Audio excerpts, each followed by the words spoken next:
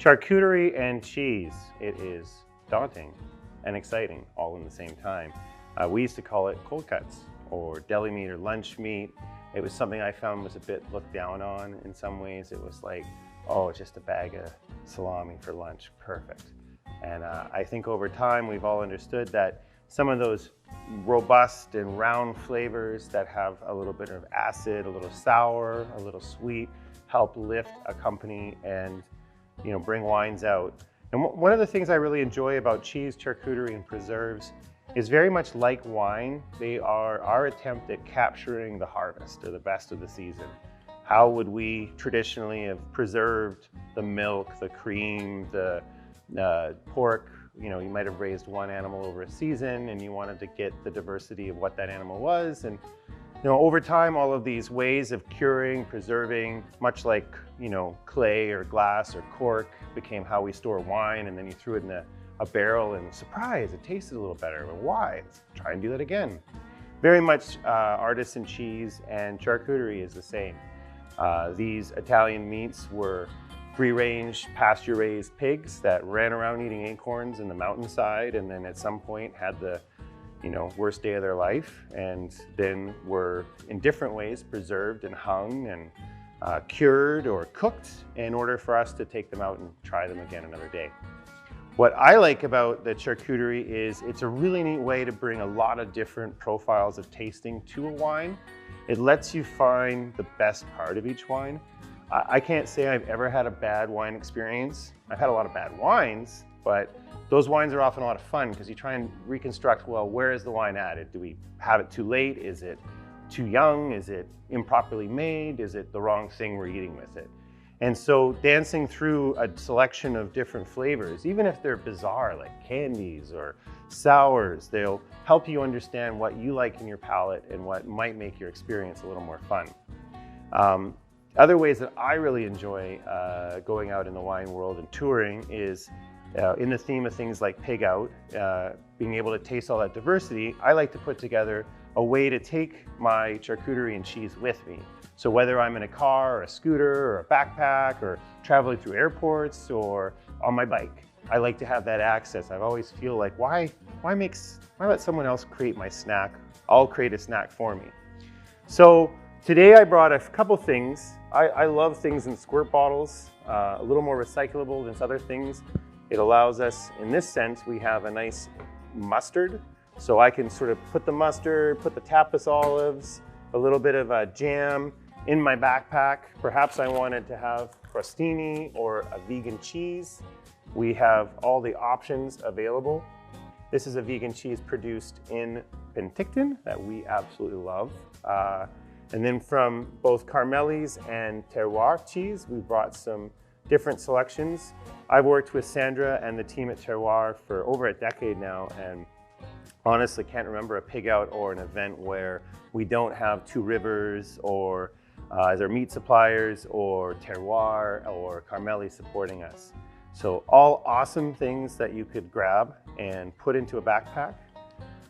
For travel purposes, I like gelato spoons. I think these guys work really well. I am also very much into the bento box style of having lots of little things. We also brought in some fun little olives, some little sweets, some dates for natural, and another example of what a blueberry basil preserve would taste like. From the sausage side of things, different examples of sausages. We have one with the white bloom on the outside covered by a casing, a natural cased venison chorizo, and then a classic chorizo. And I wanted to show the different styles. Now you can see how this guy looks like it's sweating a little bit. These things that don't have as dry a casing are often not the perfect things to bring on a charcuterie bike trip or in your car because they don't have the preservation. I prefer to have things that are a little more on the drier side, simply because as the day goes on in the Okanagan heat, we can kid ourselves and pretend that this is going to work in an ice pack or a cooler. But ultimately, if it's not in some kind of vac seal bag, later on in the day, you're going to see it sweat, and that's going to attract flies or attract wasps and not be the greatest product. So we're going to choose a little bit of our venison. I would have no problem eating it right out of my hand, but for this purposes, I'm gonna cut a few pieces on a bias just to present on my board, the person I'm creating the charcuterie board for. I'm gonna choose my little jam here, add one of those guys in, a nice terroir cheese. And most cheeses will live in your backpack for 3 or 4 hours, no problem. Again, choosing something that's not too soft, has a moisture that's not too much, means that it will live throughout my day. Dates. Oliver Eats, we love our dates. Medjool, or these ones are called a datile noir. And they come already pitted. So I've got a nice hole, which you can actually stuff with fun things. But I think the date is a lot like the rosé or the hamburger. There's nothing it doesn't taste good with. We love rosé wines because they pair with everything. I'm going to put a bit of the Jurassic on. Jurassic is a Morbier style cheese. It has the ash through the middle of it. Kind of interesting story. It is traditionally, you would pour out your first cheese in front of the fire and the tax man would come by and tax your cheese. And then you would let the ash from the fire settle on top of it and pour a little bit more, tax-free. But we love its nutty and aromatic flavor. And I'll just cut it on a bias so that both sides can get a little bit. There's nothing wrong with cutting things up. It just means that as the day goes on, they have more chance to have exposure or oxygen. And with all food, wine, and otherwise, oxygen is both our helper, but it also speeds up decay. And at some point, decay overrides all of that opening up of our flavors. So we've got a nice, a little bit of an aged and round cheese. We've got a softer cheese with a nice finish. We have a bit of sweet and acid. We have a little bit of smokiness. Now's where I want to bring in a little bit more charcuterie. So I brought down a couple different ones to show. A salami finocchio and a pancetta. Now pancetta just means bacon. And to show you guys how to choose charcuterie a bit, I'll open this one up and we'll look inside it.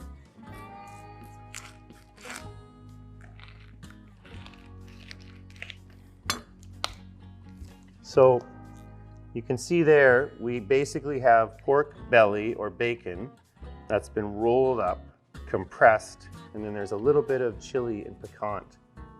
And again, my visual inspection, I don't see any discoloration. Nothing looks weird, soft, no aromas of musty, rotten boots, cat pee, all the things similar to wine that would, tell you pretty clearly something's not right. If you're questioning it, we always let things air out a bit and you come back. Sometimes volatile flavors or acids, things like that, they're sort of awakening when they hit the oxygen and they'll come and leave. That's what makes them volatile. So give it a few minutes, it might blow away, but I trust my gut instinct. When in doubt, we will throw it out. I think that food poisoning is the worst experience that we could have. And something that, although this stuff is cured, you never know. And especially as we get into artisan products. Finocchiana or finocchio is fennel. And might sound like an odd combination, but it's something that's present in everything from breakfast sausages. So you can see there a little bit of fat and a little bit of lovely pork and inside natural casing and completely netted and hung. So it has a really great slight licorice smell to it and one of my favorite Bordeaux pairings.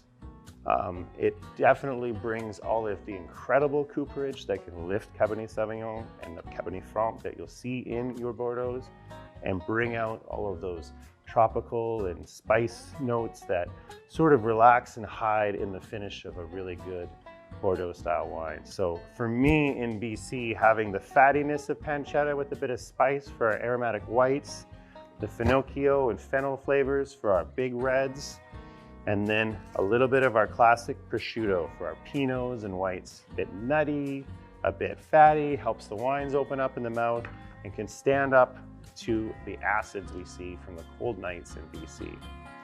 So I have a full prosciutto here.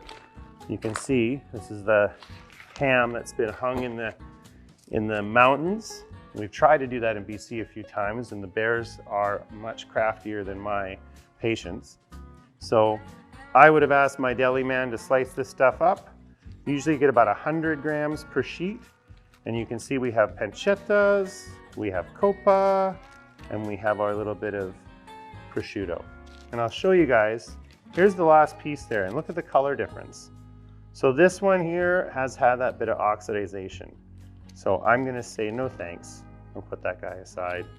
I have a bit of the coppa here, which is the shoulder. You can see what it looks like. And again, rubbed in a bit of piquant. Everybody always tells me not to put heat with wine, but when you actually put it in blind tastings, even the winemakers will choose just a slight bit of heat. It represents that slight fault that often allows your brain to sort of set a benchmark of where in the tasting you're basing things. Is it sour? Is it sweet? So sometimes a little bit of acid and sour that can come through really helps adjust the palate. That's my experience. And then I'm gonna put a little bit of pancetta in there.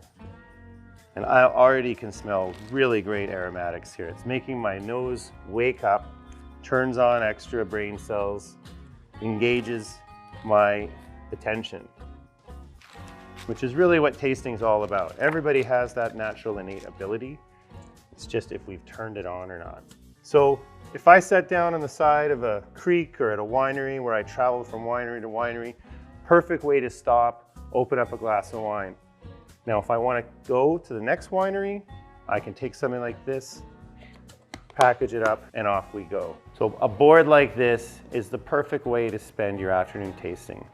From Ramification Cellars all the way up in Vaso Lake, all the way down to the border and Lakeside Cellars at Osoyoos Lake. You have incredible options, incredible wineries, and incredible ways to explore tasting at them.